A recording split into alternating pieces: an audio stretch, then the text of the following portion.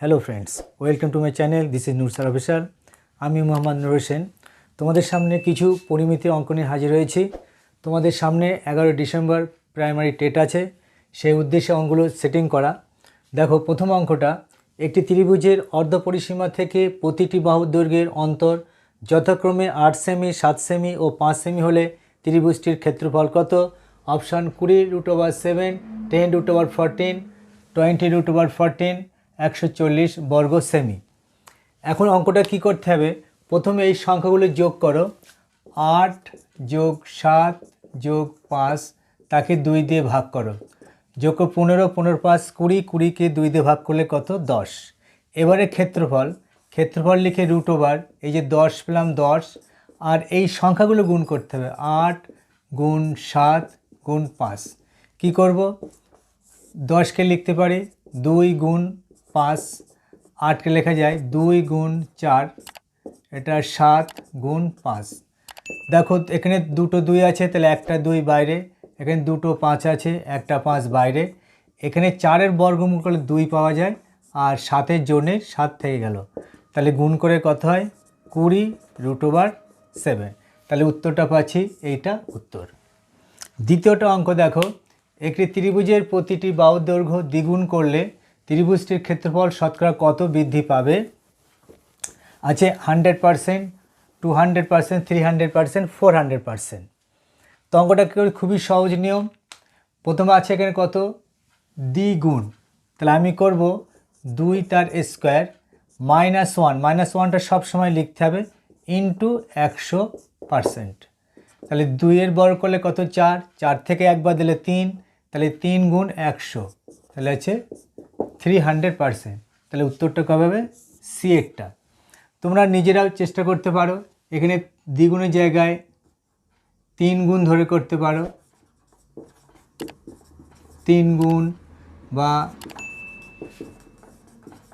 4 গুণ। 3 গুণ হলে কি হবে? একই রুলস দেখবে। তাহলে 3-এর বর্গ করলে কত হবে? 3 তার স্কোয়ার বিয়োগ 1 ইন্টু 100%। তাহলে 3-এর বর্গ 9, 9 থেকে একবার দিলে 8, 8কে গুণ করলে কত হবে? 100। তখন উত্তর হবে কত? 800%। পরের অঙ্কটা দেখো, একটি রম্বসের একটি কর্ণের দৈর্ঘ্য অপর কর্ণটির দৈর্ঘ্যের 3 গুণ যদি রম্বসটির ক্ষেত্রফল 96 বর্গ সেমি হয়, তবে বড় কর্ণটির দৈর্ঘ্য কত? 8 সেমি, 12 সেমি, 16 সেমি, 24 সেমি। তো অঙ্কটা দেখো কীভাবে করছি। কি বলেছে? বড় কর্ণটা বলেছে 3 গুণ, ওই জন্য আমি প্রথম লিখব 3, গুণ চিহ্ন দিলাম, দিয়ে ক্ষেত্রফলটা কত আছে? 96। একে সব সময় 2 দিয়ে গুণ করতে হবে। বাইরে হচ্ছে এখানে কত বলেছে? 3 গুণ, সেই 3টা নিচে। তাহলে 3 গুণ √, 3 দিয়ে ভাগ করলে কত? 32, 32 আর 2 গুণ করে কত? 64। তাহলে 3 গুণ 64-র বর্গ 8, তাহলে 3 আসতে কত? 24। তাহলে উত্তরটা হবে কত? ডি একটা। চলো পরের অঙ্ক দেখা যাক। পরের অঙ্কটা কী? 4 নম্বর অঙ্কটা, একটি বর্গক্ষেত্রের কর্ণের দৈর্ঘ্য 12√2 সেমি, বর্গক্ষেত্রটির ক্ষেত্রফল হবে 288, 144, 72 এবং 18 বর্গ সেমি। তো কী হবে? বর্গক্ষেত্রের কর্ণের দৈর্ঘ্য থাকলে তার ক্ষেত্রফলের সূত্র হাফ ইন্টু কর্ণ তার স্কোয়ার, হাফ ইন্টু কর্ণ তার আছে স্কোয়ার।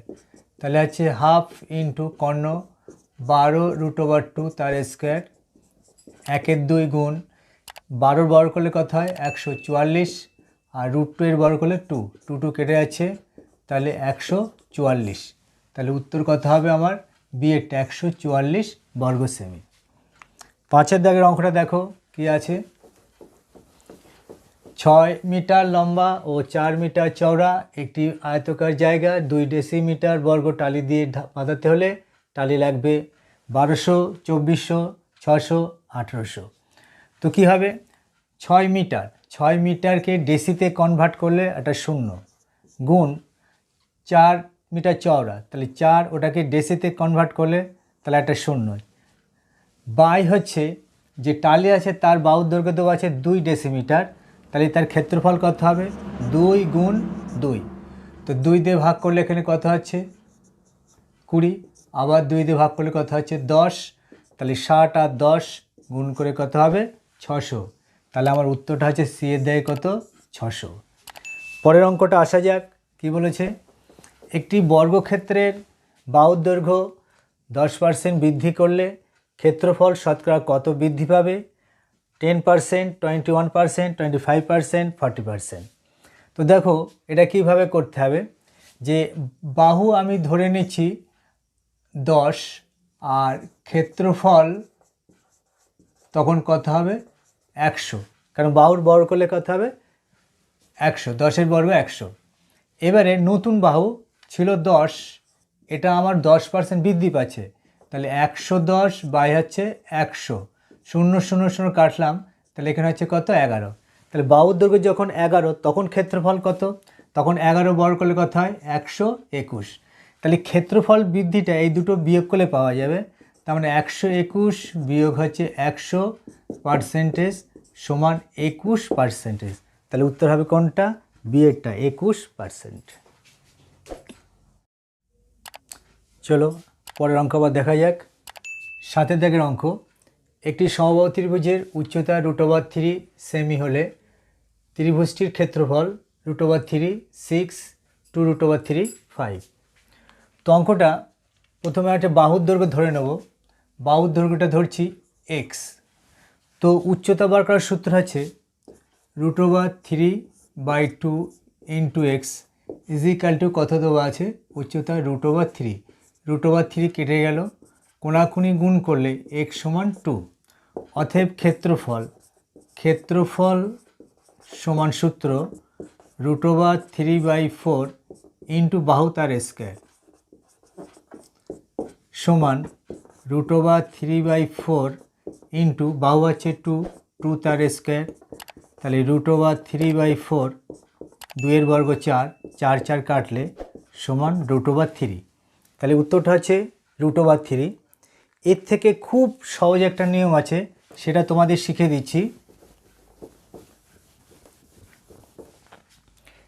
একেবারে ক্ষেত্রফল তোমরা বার করে নিতে পারবে।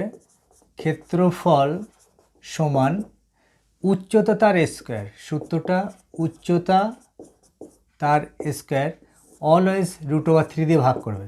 উচ্চতা কত? √3, সেটাকে আমরা ডবল লিখতে পারি, √3 ইন্টু √3 বাই √3, একটা √3 কেটে গেল, সমান আছে √3। তাহলে উত্তরটা কত হবে? √3। পরের অঙ্কটা দেখো, একটি অষ্টভুজের প্রতিটি অন্তঃকোণের পরিমাপ কত? 135, 120, 145 ডিগ্রি। তো প্রতিটি বহিকোণ বার করে আগে নিতে পারো। প্রতিটি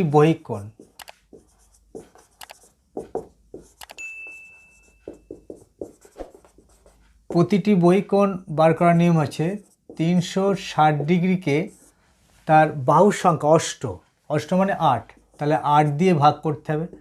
8 দিয়ে ভাগ করলে কত পাবো? 45 ডিগ্রি পাবো। এবার আমরা জানি অন্তঃকোণ প্লাস বহিকোণ সবসময় 180 ডিগ্রি হয়, তাহলে এখান থেকে আমি পাবো প্রতিটি অন্তঃকোণ, তাহলে কত হবে 180 ডিগ্রি বিয়োগ 45 ডিগ্রি বিয়োগ করে 135 ডিগ্রি, উত্তরটা হচ্ছে 135। এছাড়া আমি অন্য একটা নিয়মে করতে পারি, সেটাও খুব সহজ। প্রতিটি অন্তঃকোণ একবার সরাসরি করতে পারবো। প্রতিটি অন্তঃকোণ কি হবে?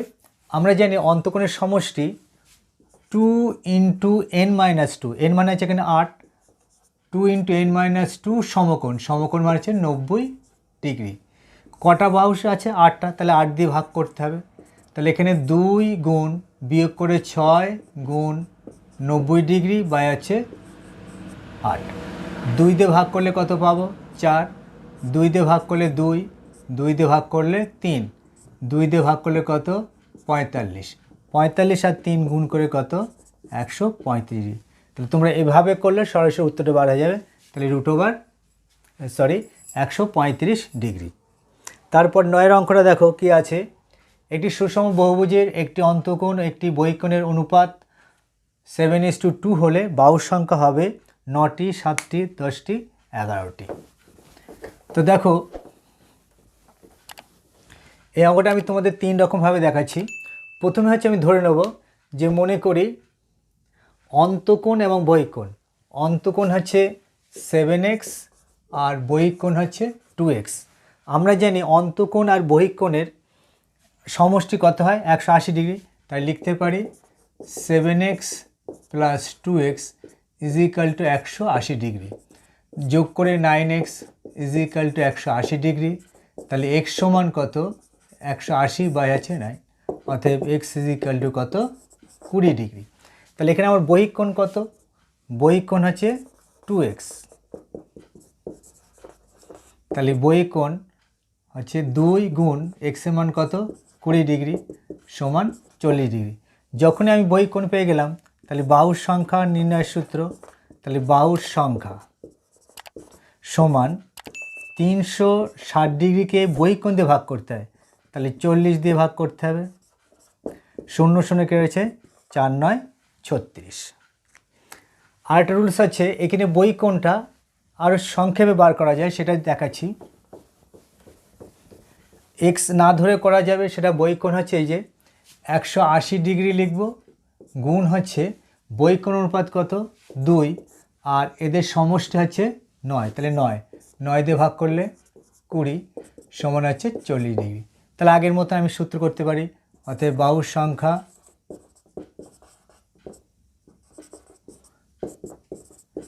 (360 ডিগ্রি বাই হচ্ছে 40 ডিগ্রি সমান কত হবে? একই ক্যালকুলেশন 9টি। এর থেকেও আরও একটা খুব সহজ নিয়ম আমি দেখাচ্ছি।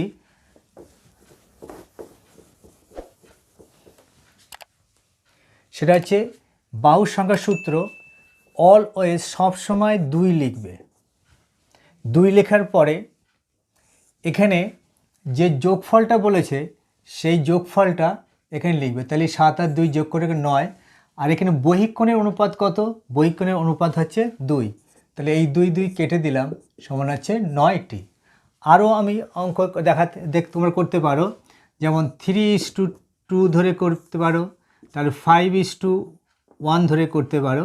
তাহলে এই দুটো অঙ্ক আমি দেখে দিয়েছি, তোমরা x ধরে করবে, করে মিলে দেখবে। তো এর উত্তরটা কত হবে? তাহলে সবসময় লিখতে বলেছি 2 গুণ এর যোগফলটা কত? 5, আর নিচে হচ্ছে কত? 2। তাহলে 2 2 কেটে গেলে তাহলে কত হবে? বাহুর সংখ্যা তখন 5টি। যদি এইটা করো তাহলে কি হবে? তাহলে অলওয়েজ 2 লিখতে বলেছি, এর যোগফলটা কত? 6, আর এখানে অনুপাতে আছে 1, তাহলে কত হবে? গুণ করে 6 2 12। আশা করি তোমাদের ভিডিওটা ভালো লাগবে। ভালো লাগলে তোমরা অবশ্যই ভিডিওটা শেয়ার করবে, আর যদি চ্যানেল নতুন হয়ে থাকো তাহলে চ্যানেলটি অবশ্যই সাবস্ক্রাইব করবে।